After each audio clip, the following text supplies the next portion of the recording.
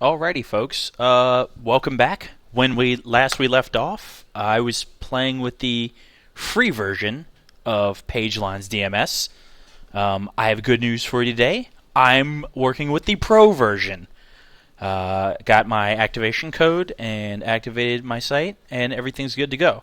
So once again, my name is Mike Johnson. I'm with Simply Fresh Web Design. You can get at me on Twitter at MJMediaDMV, or you can email me at MJ at MJ at GoSimplyFresh.com. Don't even know my own website. So today, I'm going to start going through the pro version. If you watch my previous video, and I've linked it in an annotation on this video, you can see which sections are now activated that weren't activated yesterday. And you can see them all down here, that they are all now active, as well as some additional features that weren't activated yesterday, like the clone feature up here, and some of the other ones. One thing you'll note that I've already done is the standard installation has a little DMS logo right here. I've gone through and thrown up the Simply Fresh logo. You can do that by going into the theme, global options, and you can go down here to navbar, and you have the option to have this fixed navbar up here with these sample pages search and then the logo up here. You can have that. You can turn that on or off right here in this navbar section under global options. So I have this on right now. I have align menu to right. You can have it to the default to the left. You can activate drop downs on hover. You can hide the search bar. You can also upload the image. Image on this particular nav bar needs to be really small. I believe, here we go, the maximum of 29 pixels tall. So you're looking at a very small logo, so you want to be very concise with that logo. You can choose from some standard colors here. You got base, black, blue, light gray, orange, and red. And then you can also choose a menu. If I had defined a menu on the back end, you could choose which menu you want to have shown up there, because you may want that to be the contact and other legal mumbo jumbo menu, and then down lower you'll actually have the site menu. So I've gone ahead and configured that. Go back over here to the sections, and I want to keep these videos right around 10 minutes long. I don't really want to go too much outside of that, so I'm going to cover what I can in 10 minutes, and then after that, you'll be looking for part 3. So I think I'm just going to go ahead and start adding some sections in. And the first thing that I'm going to add in is this rev slider. So let's go ahead and drag this big boy up here into the header and drop it in. You'll see it save. And we're working on the front end of Pagelines DMS right now. This is, like they've said, it's not a, it's a system where you're actually making live changes. So what I just now did, if this were on a live website and people could see it, when they refresh the page, this would actually come up as soon as I click this publish button. And if you ever want to see what the site looks like without all the editing fields shown here, then you can just click on this little target here and it'll hide all that stuff and you can actually see what it looks like. Within this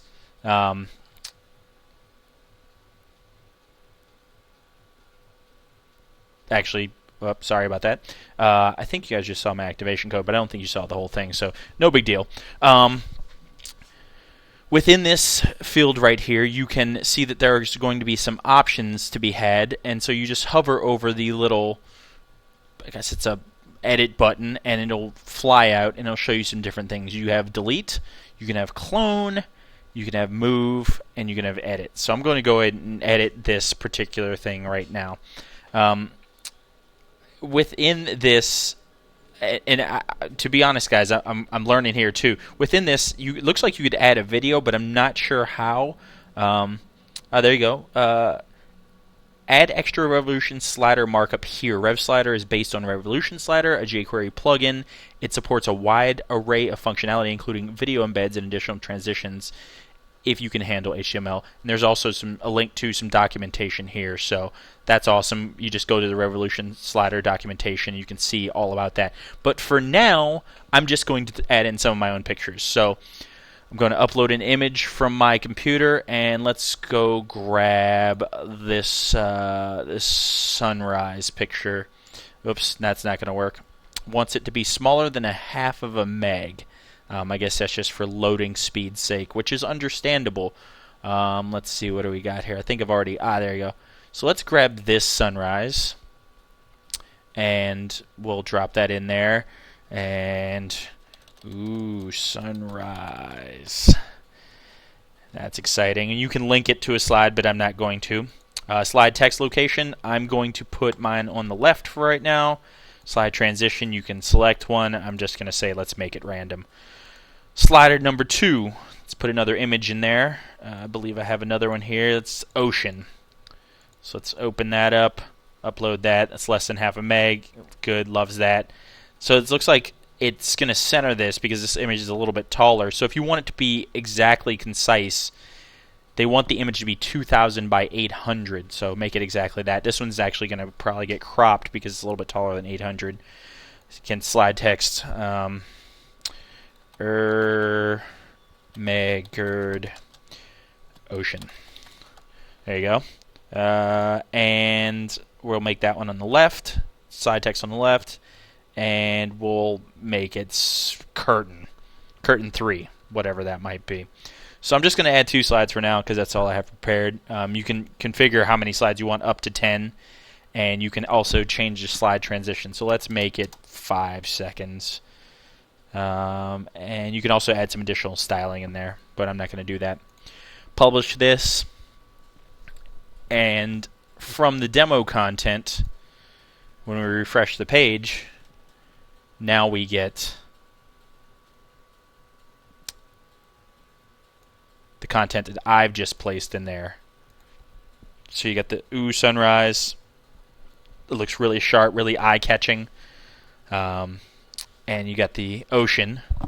I guess I didn't do the ocean part correctly, but that looks good there. So that looks really nice. All right, so back into this thing. If I was going to add another section in, let's go ahead and add some sort of let's add a share bar in just to drop that in there real quick, right below this. You gonna take that for me? There we go. Drop the share bar in there.